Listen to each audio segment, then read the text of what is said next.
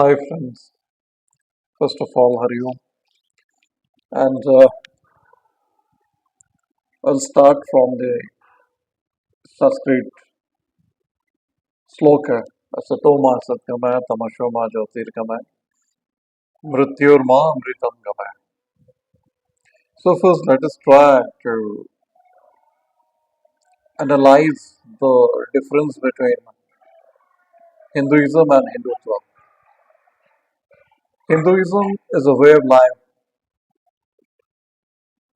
It's a long history. If you go back 6,000 years to Mohenjo-daro Harappa culture, and people say the research says that beyond also Mohenjo-daro and Harappan culture, there was a civilization like Sindhu Ghati. So Sindhu Ghati Sabhyata is the Mohenjo-daro Harappa civilization, Narmada Valley civilization, and till south there are many civilizations, but the prominent one is the Sindhu Ghati Sabhyata, and there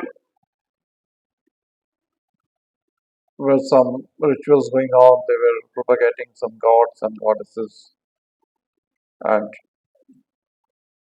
that religious belief that is Hinduism. That is a way of life that is very much inclusive, and that is something beyond. That is no boundaries, and it is a self-seeking, and it is a conglomeration of religions. Hinduism is a conglomeration of religious beliefs and practices.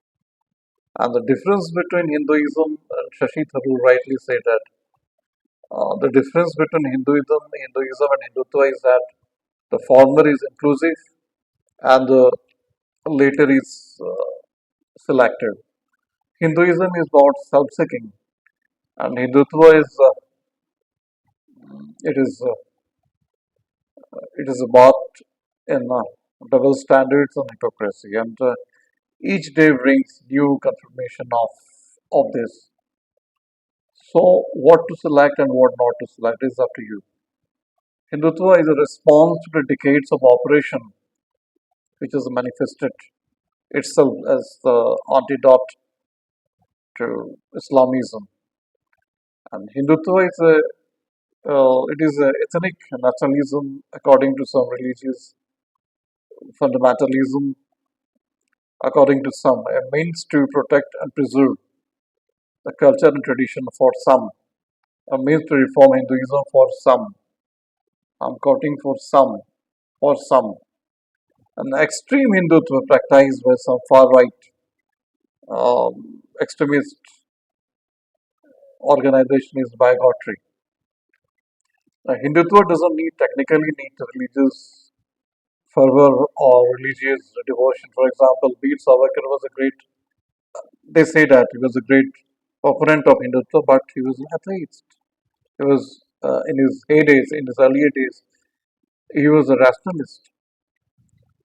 And Hinduism is a religion, a way of life for some, a epitome of syncretism for some. It's a mixture of some. And why I'm telling this? Because there is a confusion and no definition is concrete. And the one fine answer would be that Hinduism is a religion, Hindutva is a response based ideology, a political ideology. They say they're protecting it, but in fact, it is not. It is because of some sadhus, some saints, some spiritual secrets. Hinduism is alive. You cannot do politics on the basis of religion, and it is a platform for easy platform for the politicians. So Hindutva is essentially Hindu is essentially a geographic term, right? Like suffixed by ism to arrive at an anglicized version imposed by our colonial enslavers. And thus, Hinduism has no deeper meaning and no connection to Sanatan philosophy, just an empty geopolitical level. Hence, our inability to define it, utter confusion. And Hindu culture and tradition are slowly eroding because of the fascist forces. And, uh, and coming to Hindutva, it's a defensive ideology against to see its practices by Abrahamic religions like Islam and Christianity and taking the political ideology of the communist. So the substantial portion of Hindus are now the urbanites and out of the touch with the roots. So many have a very localized faith. So when they migrate, they need a different version of Hinduism, a laptop version, a WhatsApp version, a mobile version that has been bombarded to them day in and day out on regular basis, morning, evening, and night. So rather praying, rather meditating, rather pondering on oneself, I call this as Hinduism, finding my own defects. If I get angry, I feel that I accept that I'm angry and then I try to rectify it as long as it is possible. For me, this is a religious practice. For me, this is religion. For me, this is Hinduism. And so, this laptop version, this WhatsApp version or WhatsApp University, and this helps the political needs of the BJP and the RSS. So I must say that to get a clear definition, to know about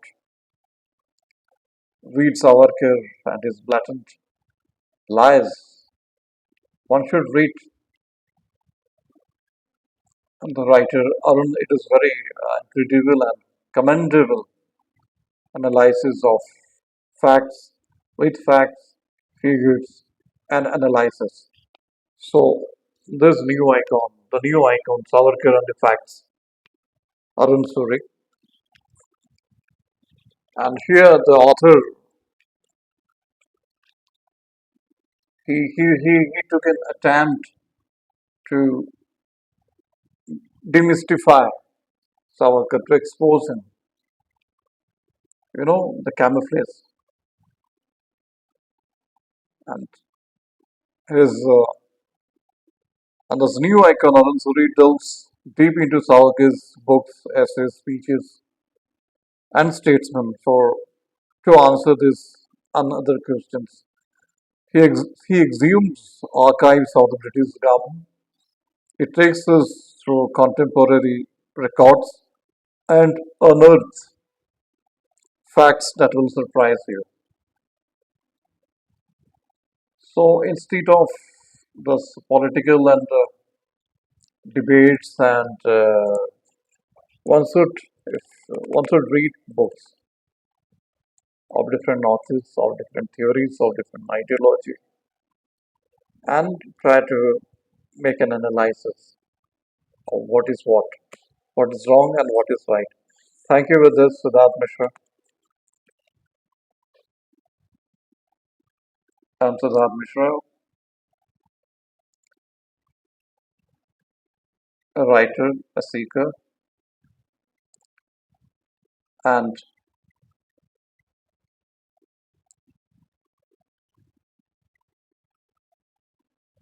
whatever you can say.